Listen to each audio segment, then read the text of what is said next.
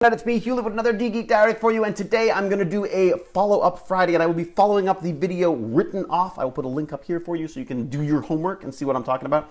Basically, we're talking about writing, and one of the people I talked about in that video was Steve Aramo, who got back to me and said, yes, deadlines, key for his writing genius is deadlines. And in fact, he's so conscientious that his deadlines, he actually plans his deadlines before the actual deadlines for when the articles are due, because he's a professional. I mean, he does this for a living. And so basically he provides his articles a little early, so he's got his own deadlines there, because he knows that editors don't like things sort of arriving at the last second, which I'm sure happens with most writers, and thus puts him a little further up the, or much further up the totem pole when it comes to other working with writers, because he's giving stuff in advance. He's aware of how the system works, and I just think that's very, very smart. He's also got to a point where basically writing is a habit for him. In fact, he gets kind of sort of uncomfortable and sort of jonesing when I talk about days that he doesn't write, because he's like, oh, well, the day that I don't write, I should be outside, gardening or doing something else. Like, it's really funny. He like physically gets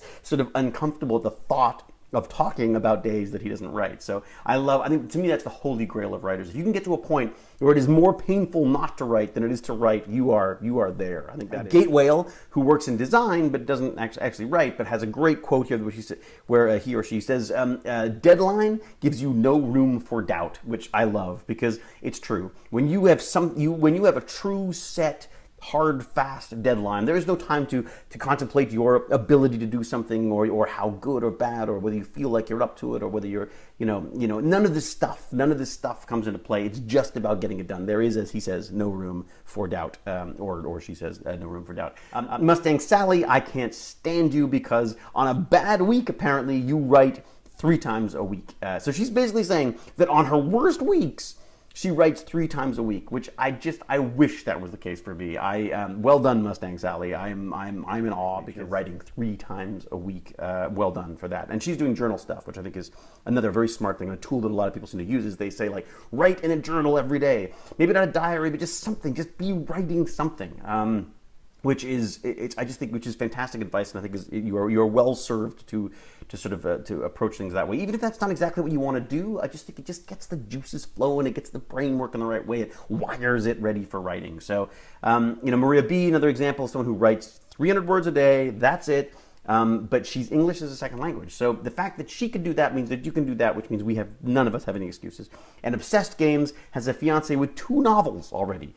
And she does it with the word count, with the daily word count, deadlines, personal deadlines, and discipline. It just comes down to that. So I think in a nutshell, that's the simplest approach to writing. But there's more. You don't write alone.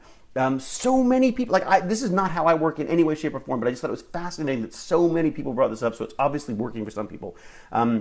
With Popkin 16, Cloud Skipper Dreaming, and Curiamatel, who mentioned the National Novel Writing Month, the NaNoWriMo, which I've heard of many times. A lot of people recommend this. It's like 50,000 words a day or something, and it's about quantity, not quality, which sounds silly, but the reality is just getting these ideas down on paper, because that's what's important.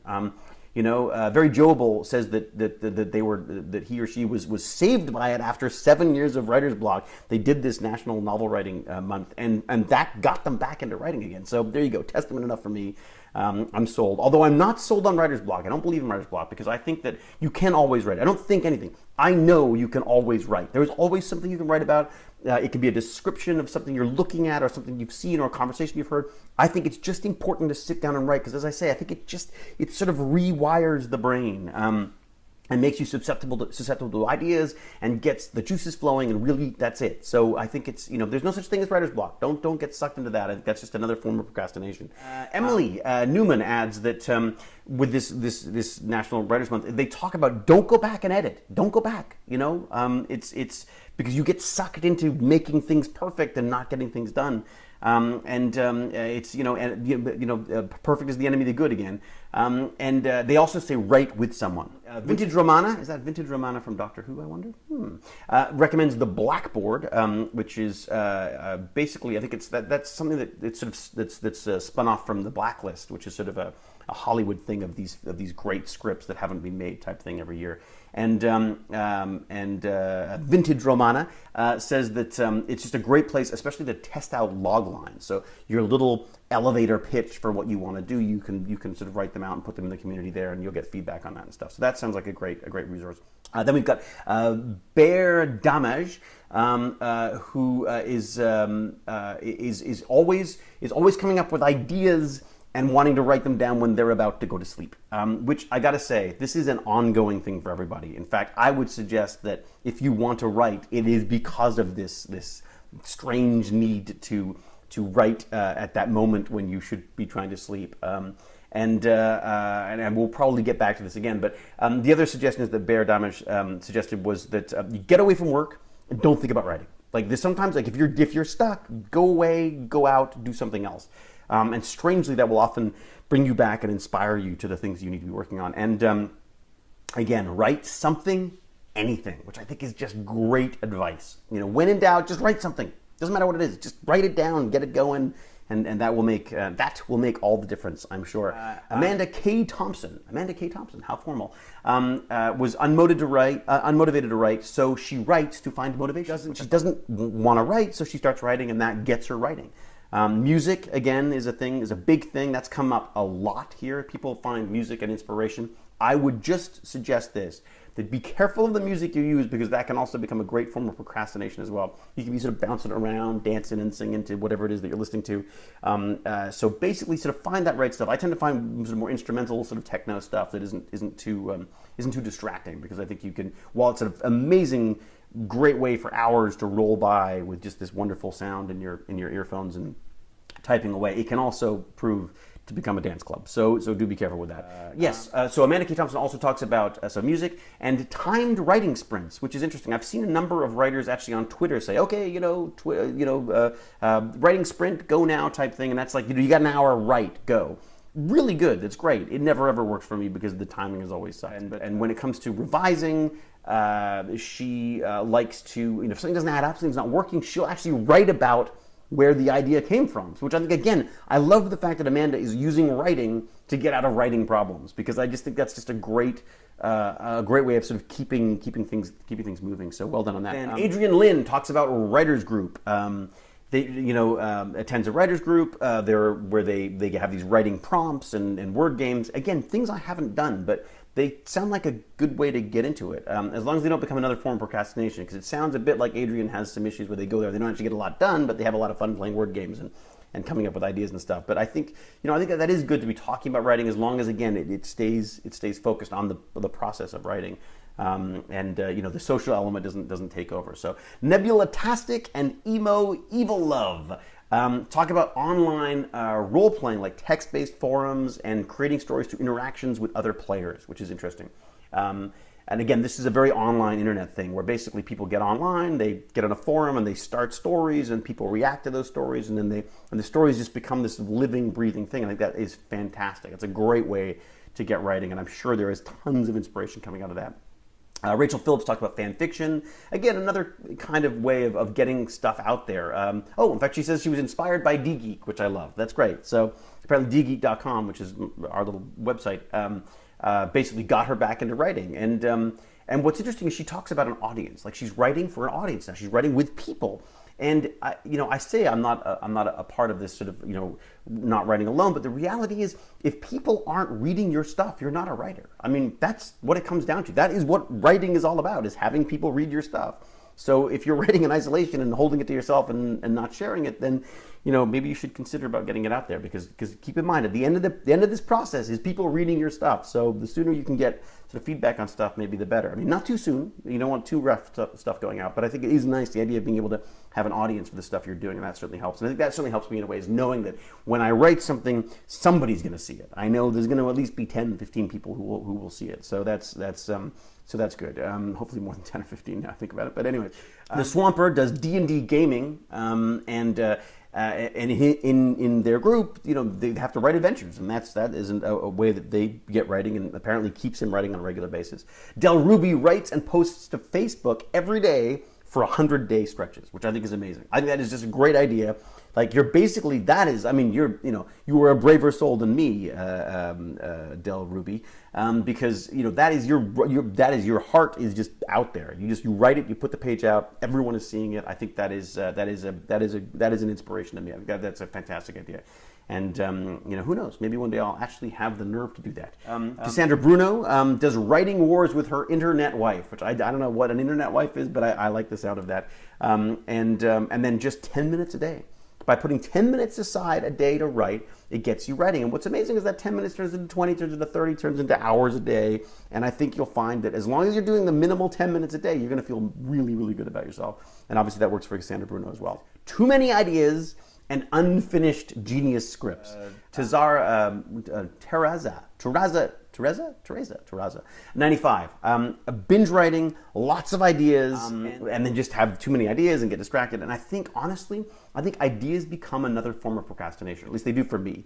And the best way, I don't know who told me this, but it's worked for me, and maybe I came up with it myself. Maybe I'm that smart. Basically, if I have an idea while I'm working on something else, I write it down, just like 1-2 lines, that's it. Put it in a drawer, put it in a file, whatever, you know, file it away, put it in a drawer. Put it in a digital drawer is what I do. But jot it down, put it away. Great, it's a fantastic idea, perfect. Put it away to work on later. But get back to what you're working on now, because I think that's the splitting of focus, the idea of, I do believe it's a form of procrastination. All these amazing, much better ideas than what I'm working on right now. Not true. The best ideas are the ones that people can actually see, because until you've got something, it's nothing. So, you know, having lots of ideas in your head is all very good and well, but unless you can write them down, they are not writing.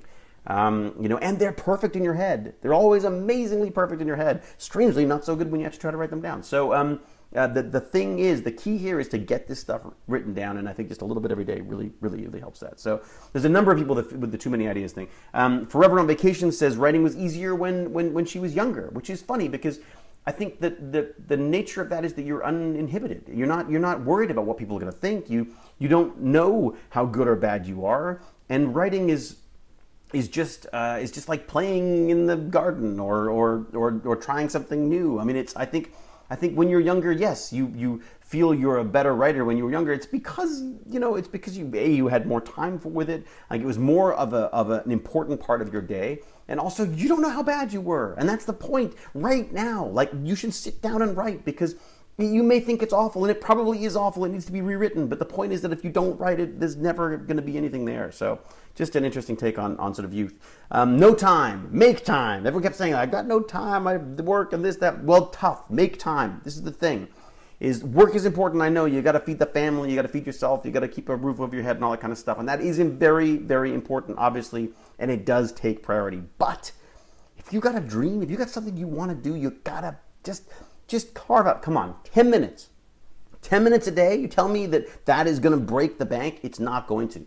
Find that 10 minutes and write. If that's what you want to do, you have to do it. So I don't want to hear any more about there not being enough time. Now about the process, how people do these things and how it's working for people. So Ikamark 1955. I am butchering your names and I apologize. They wait for inspiration and then they dive into technical articles, basically. So they're writing technical articles. They use a mind mapping software to brainstorm ideas and themes and then organize them into a structural outline. Holy cow, that sounds complicated. I have tried using tools of all sorts with writing. And you know what? The best thing is just typing it out in a word processor, I find, because as soon as you get into all these fancy ways of doing stuff, I find it's just another form of procrastination, certainly for me. So another suggestion from them was to have several different pieces in the works at the same time. That is actually very good advice. There's a very, very prolific, very, very talented writer, J.H. Wyman, who has worked on a number of shows, worked with J.J. Abrams, and he apparently swears by the fact that he's got like 1 million shows going all the time. He's got like a ton of projects working simultaneously. Oh my gosh, I'm stuck on this one. Fine, move on to the next one. It's worked for him. J.J. Abrams loved him, so I think that let's go with that advice. I would certainly take that advice myself. Kelly Hodges says, basically, Kelly Hodges, to prove that she writes a lot, wrote a lot in the comment, like this endless comment, which I thank you for. I'm merely making fun. And she uses old school pen and ink, and I would listen to her because she does a lot of videos, she does a lot of writing. She's very productive, this woman, and very funny, I might add. And and she tends to sort of take an experience, exaggerate experience, which I can tell you because if you look at her videos, she has the great way of sort of making a cake suddenly very sort of complicated and amusing and possibly even frightening. So basically, she takes takes an experience and she exaggerates that and uses that for her writing to sort of to keep things going. She quotes people. That's great. Writers, they listen. They listen. Writers are thieves. They run around listening to things and they write them down and then put them on paper. That's the way to go. So I love this, quoting people, story journals and personal journals. So basically, sometimes it's personal, sometimes it's just a story, sometimes it's ideas. I mean, always writing. Again, this seems to be an ongoing theme. And music, again. And she also suggests that you go instrumental because if you don't, yeah, again, that's my dance club problem with the writing stuff. Allie, again, I'm going to say Allie Jarts. I swear to God, I'll get in contact with you at some point. Basically, treating writing like exercise, that is key, and I think that's a great way to approach it, and that's obviously working for him as well. So, Big Damn Artist does the same thing as me and doesn't call himself a writer. Somehow that helps. He's a filmmaker, and writing is just a necessary part of the process. But he says, and I thought this was kind of amusing, and I think very suitable and very true for most people. Guilt is a great motivator. So if you want to guilt yourself into writing, great. That's good. Do that. Because let's face it, this is a love and hate process.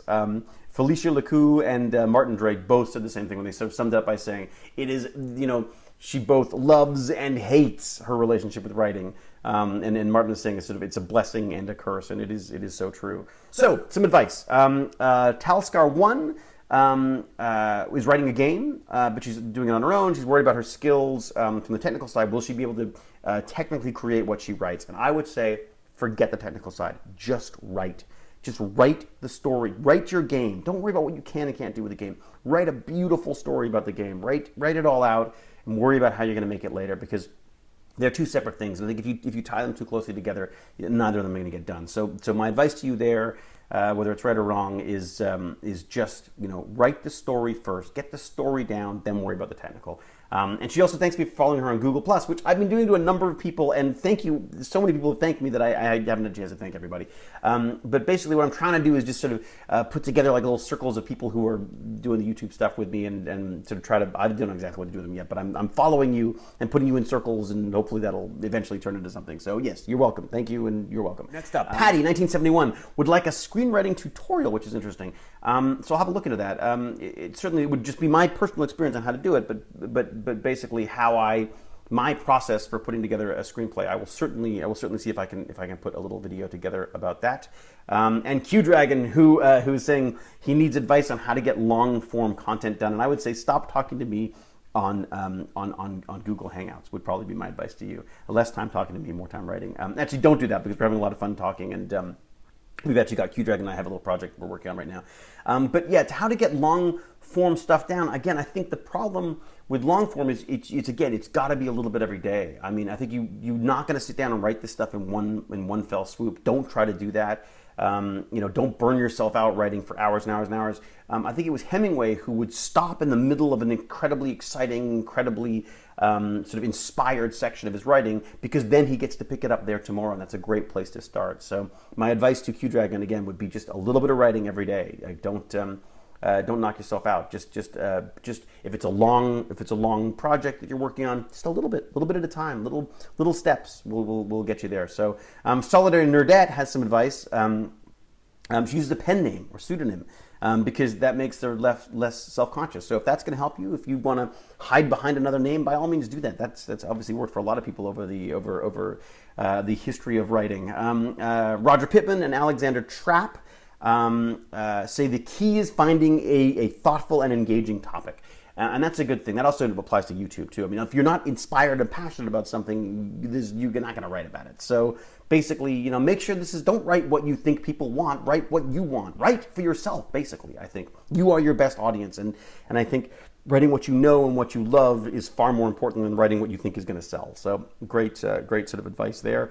Karen Pike has a spreadsheet. Boy, that sounds rude. Karen Pike has a spreadsheet that she uses, and with sort of targets, goals and targets, and what they have just to get done in the day. Yes, I guess that could work. If that works for you, fantastic. For me, it doesn't, because I end up spending more time sort of reorganizing and decorating and designing spreadsheets than I do actually writing. So if that keeps you going, fantastic. But if it's taking time away from the writing, I would lose that. So Helen Earl, she's been doing fan fiction, and that's now got her into doing kids picture books, and she's already got agent rejections, which I think, and she's so positive about this. I like this. That is a very good sign. If people are turning down your work, fantastic. It means you're writing stuff, you're getting it out there, and some people like it, some people aren't. Keep going. I think you've done the hardest part, which is basically writing it.